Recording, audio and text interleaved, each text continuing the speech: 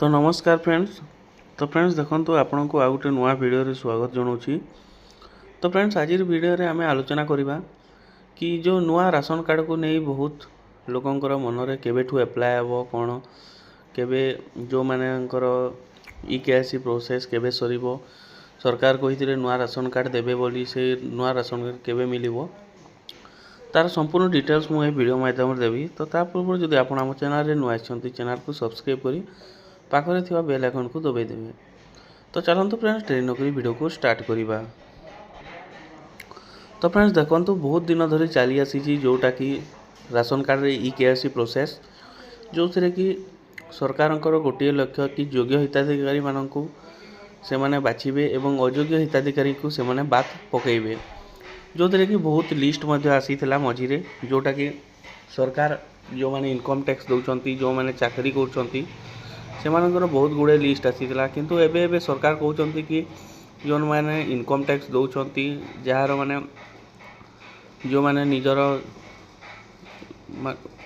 छुटिया काम करछंती income tax file करछंती से मानकु माने बाद दिया जीवनी राशन कार्ड रु तापर जो माने कॉन्ट्रैक्चुअल रे करछंती काम से मानको मध्य राशन कार्ड रु बाद दिया जीवनी बोली सरकार कहउचंती। तो सेटा केते दूर सत्य कोन ए वीडियो रे संपूर्ण डिटेल्स जानिबा। तो फ्रेंड्स देखंतु जो राशन कार्ड ई-केवाईसी प्रोसेस 31 मार्च रे शेष हेबाकू जाउची। जदि आपण ए पर्यंत ई-केवाईसी कंप्लीट करि नाथि तो आपण ई-केवाईसी करे नियंतु नले आपणकर राशन कार्ड टी कटि जिवो। आ जो आजिठू आ गोटे खुशी खबर जोटा कि नुआ राशन कार्ड एप्लाय हेबो बोली हमर खाद्य एवं जोगाण मंत्री कृष्णचंद्र महापात्र सूचना दैछंती गणमाध्यम जरिया रे जोटा कि संबलपुर आसीथिबा संबलपुर ग्रस्त समय रे से सूचना दैथिले। चलंतु मु सीधा देखि दुछि से कोन कहिसंती।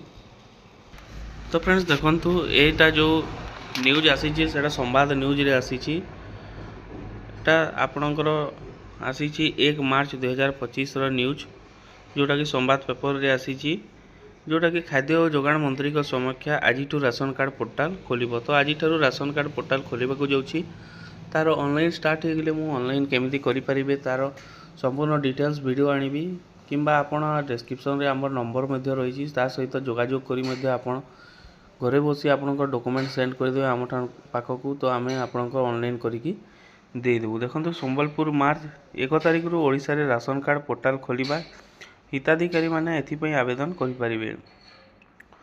तो देखंतु आजिठू आरंभ होई जिवो राशन कार्ड आवेदन जोटा कि रही छी एवं जो जो माने आज पर्यंत नुआ राशन कार्ड टी पाइबी बोली आशा रही से माने आज पर्यंत राशन कार्ड खंडे पाई नाहंती से मानक पई खुशी खबर से माने आजिठू राशन कार्ड एप्लाय करि परिबे।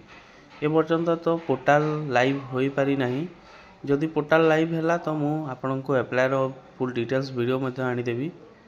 तो ए थिला राशन कार्ड को नहीं गोटे छोटिया अपडेट जदि अपडेट टी भल लागिला वीडियो को गोटे लाइक करिवे आपनको सांगमनक सहित वीडियो को शेयर करिवे चैनल रे जदि फर्स्ट टाइम आसी चैनल को सब्सक्राइब करी पाखरे थिबा बेल आइकन को दबाई देबे।